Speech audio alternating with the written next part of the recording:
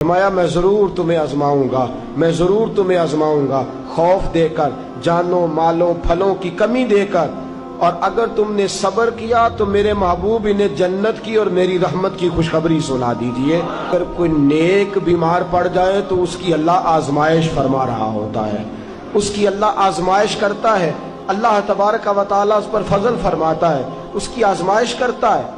پھر ان مصیبتوں پر جو شخص صبر کرے، رب فرماتا ہے اگر میری رضا پہ راضی ہو گیا تو ان اللہ مع الصابرین، باقی نیکیوں پر میں ثواب دیتا ہوں، اور جو کوئی صبر کرتا ہے رب فرماتا ہے میں اس کا بن جایا کرتا ہوں، صبر کرنے والوں کے ساتھ ہو جاتا ہوں۔ اور جب اللہ آزمائش ڈالتا ہے نا تو جو کام سیدھے ہوتے ہیں وہ بھی الٹے ہونے شروع ہو جاتے ہیں۔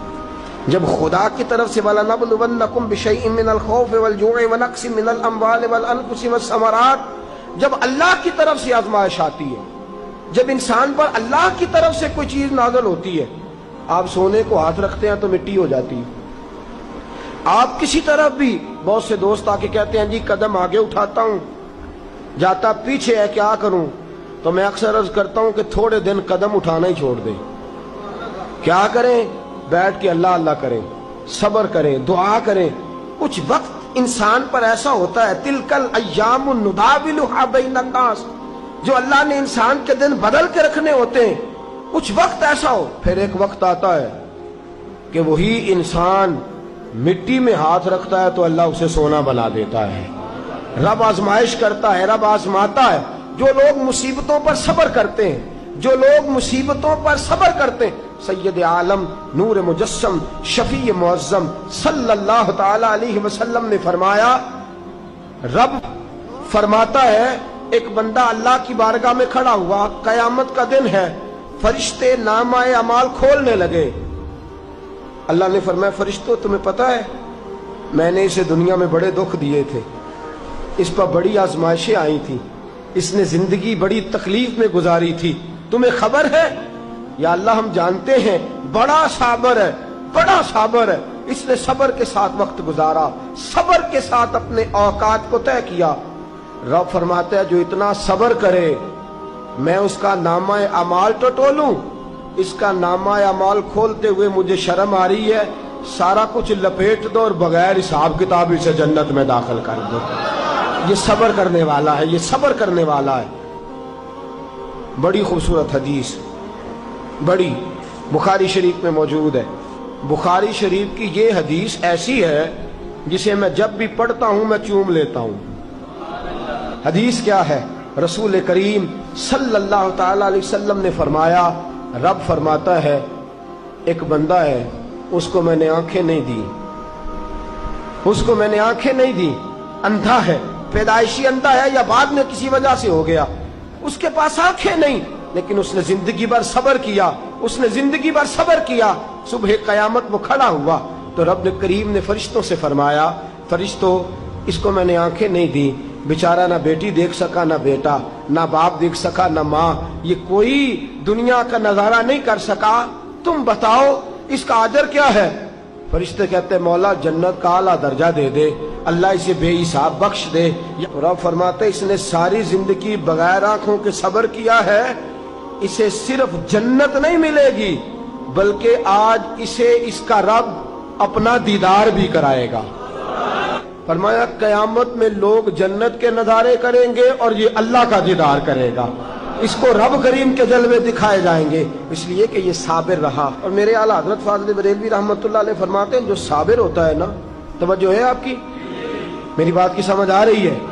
اعلیٰ حضرت فرماتے ہیں بڑا قیمتی جملہ، فرماتے ہیں جو صابر ہوتا ہے وہ سکون میں ہوتا ہے۔ شیخ سعدی رحمۃ اللہ تعالی علیہ کے پاس ایک شخص آیا، کہنے لگا حضرت جی دیکھیں نا میرے پاس اتنے بھی پیسے نہیں کہ میں جوتے لے سکوں، فرمایا صبر کر اللہ دے گا۔ کہنے لگا جی صبر ہی کیا ساری عمر، اس نے جوتے لینے کے برابر بھی پیسے نہیں دیے، ننگے پاؤں پھر رہا ہوں۔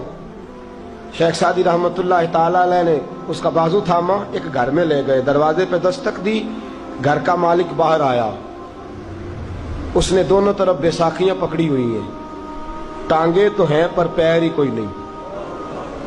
فرمانے لگے بتا یہ اچھا ہے کہ تو کہنے لگا جی میں آپ سے بھی معافی مانگتا ہوں، اپنے رب سے بھی معافی مانگتا ہوں۔ نبی پاک صلی اللہ تعالی علیہ وسلم نے فرمایا خدا اگر تجھے مصیبت دیتا ہے نا، اور ان مصیبتوں پر جب اللہ تجھے قیامت میں اجر دے گا تو تیرا دل چاہے گا کاش سکون ہوتا ہی نہ، آزمائشیں ہی آزمائشیں ہوتی، تو وہ اجر دیکھے گا۔ وہ کسی دانشور نے کہا تھا کہ میرا باپ انتقال کر گیا، 6 مہینے گزرے تو میرا 18 سال کا بیٹا بھی انتقال کر گیا۔ کہنے لگے میں نے اپنے 80 سال کے باپ کا جنازہ اٹھایا تو میری کمر نہیں جھکی، لیکن جب 18 سال کے بیٹے کا جنازہ اٹھانے لگا تو میری کمر جھک گئی، اور رو کے کہنے لگا لوگوں باپ کا جنازہ پڑھنا آسان ہے، دعا کرو کسی کو بیٹے کا جنازہ نہ پڑھنا پڑ جائے، بڑا مشکل کام ہے، بڑا کٹھن مرحلہ ہے۔ حضرت ابو ہریرہ رضی اللہ تعالیٰ عنہ فرماتے ہیں اللہ کے محبوب صلی اللہ تعالیٰ علیہ وآلہ وسلم کے صاحبزادے جناب ابراہیم علیہ السلام فرماتے ہیں حضور کے صاحبزادے آپ رات کو جب ان کی ولادت ہوئی تو نبی کریم علیہ السلام ہمارے درمیان آئے۔ جاگیے ذرا غور فرمائیے گا بات پہ۔ سید عالم صلی اللہ علیہ وسلم تشریف لائے اور ہم نے حضور کے چہرے کو چمکتے دیکھا۔ ہم نے کہا یا رسول اللہ موڈ مبارک بڑا اچھا ہے، حضور کوئی خیر کی خبر ہے؟ فرمایا مجھے مبارک دو، اللہ نے مجھے بیٹا عطا فرمایا ہے۔ فرماتے ہیں اگلے ہی دن، ایک روایت ہے کچھ عرصے کے بعد، ایک روایت ہے اگلے ہی دن ظہر کے بعد میرے محبوب نے پیار کرنے کے لیے بیٹا اٹھایا اور صاحبزادے کی سانسیں اکھڑنے لگی۔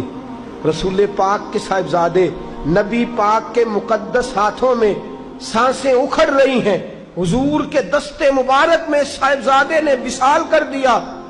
آنکھیں بند کی تو نبی کریم کی مقدس آنکھوں میں آنسو آئے۔ رات خوشی تھی، رات حضور مبارکیں وصول کر رہے تھے، رات مسکرا رہے تھے، ایک ہی تو رات گزری ہے، 24 ہی تو گھنٹے ہوئے ہیں، آنکھوں میں آنسو بھر آئے ہیں۔ حضرت عبداللہ ابن عمر رضی اللہ تعالیٰ عنہ عرض کرتے ہیں یا رسول اللہ آپ رو رہے ہیں؟ حضور صاحبزادے کا انتقال ہوا تو رو رہے ہیں؟